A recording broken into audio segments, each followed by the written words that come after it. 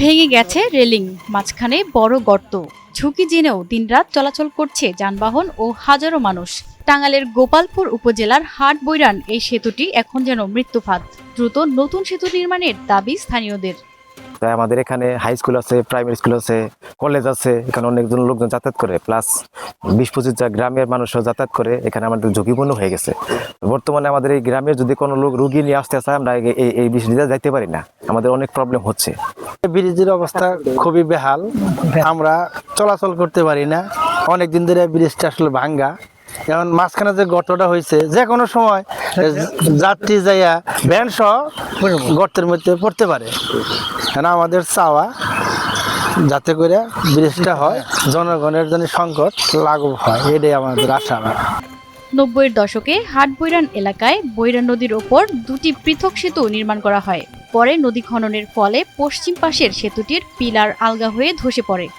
এরপর পূর্ব পাশের সেতুর ওপর বাড়তি চাপ পড়ে। বর্তমানে সেতুটির দুই পাশের রেলিং ভেঙে গেছে, পাটাতনে সৃষ্টি হয়েছে বড় গর্ত, দেখা দিয়েছে ফাটল। নদী খননের ফলে মাটি সরে গিয়ে দুটি পিলার মারাত্মকভাবে দুর্বল হয়ে পড়েছে। ফলে যে কোনো সময় ধসে পড়ার আশঙ্কা রয়েছে সেতুটির। চলাফেরা খুব ঝুঁকিপূর্ণ, যাওয়াই যায় না, মাঝে মাঝে ভাঙ্গা গেছে গা, মানুষ হেঁটে গেতেই কাঁপে, গাড়িতে দুরস্থান, মানে খুব সমস্যা। ফলাই বান যায়, যাইতে পার না, ভাঙ্গা গেছে গা, ডরায়। এবার ওবার চলাফেরা খুব কষ্ট, এটা আমার খুব দূরত্ব দরকার, খুব বিশেষ প্রয়োজন। তারপরও জীবনের ঝুঁকি নিয়ে প্রতিদিন চলাচল করছেন অন্তত 10 গ্রামের হাজারো মানুষ। শিক্ষার্থীরা আতঙ্ক নিয়ে স্কুল কলেজে যাচ্ছে, ব্যবসায়ীরা পরিবহন করছেন পণ্য। বহুবার নতুন ব্রিজ নির্মাণের দাবি উঠলেও এখনো তা বাস্তবায়ন হয়নি। গত প্রায় 2-3 বছর আগে এই ভাঙাটা হয়েছে, এর আগেও একটা ভাঙা হয়েছিল, রিপেয়ার করা হয়েছে। এখন যে ভাঙাটা আছে, এই কারণে এই গ্রামের থেকে এই গ্রাম অথবা এই গ্রাম থেকে এই গ্রামের যাতায়াত ব্যবস্থা শুধুমাত্র একটাই ব্রিজ ছিল, সেটাও এখন মনে হয় মরণফাত হয়ে গেছে।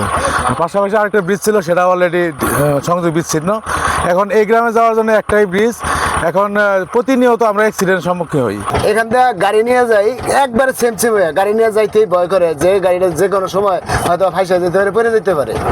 এই হিসাবে আমরা খুব রিস্কের মধ্যে যাইতেছি আর কি। সেতুটির গুরুত্ব বিবেচনায় নতুন ব্রিজ নির্মাণের বিষয়টি ঊর্ধ্বতন কর্তৃপক্ষকে জানানো হয়েছে বলে জানিয়েছে প্রশাসন। বৈরান যে ব্রিজটা আছে, এটা আমরা সাম্প্রতিক দেখছি বিভিন্ন মিডিয়া নিউজ হচ্ছে। তবে এটা আমি আপনাদেরকে জানাচ্ছি যে আমরা গত 15 তারিখ এটা আমরা এলজিডি মন্ত্রণালয়ে আমরা এটার জন্য, এই ব্রিজটা হওয়ার জন্য রিপোর্ট পাঠানো হয়েছে, এটা টেন্ডার প্রক্রিয়া শুরু হওয়ার জন্য। আমি গতকাল যে ডিসি অফিসে মিটিং ছিল, ওইখানেও আমাদের এলজিডি যে এখানে এক্সিএন দায়িত্বে আছে এই টাঙ্গাইলে, ওনার সাথে কথা হয়েছে। উনি এটা নিয়ে যেহেতু রিপোর্ট পাইছেন, উনি ব্যবস্থা করবে আশা করি। দ্রুত নতুন সেতু নির্মাণ হলে কমবে দুর্ভোগ, নিরাপদ হবে যাতায়াত, এমন প্রত্যাশা স্থানীয়দের।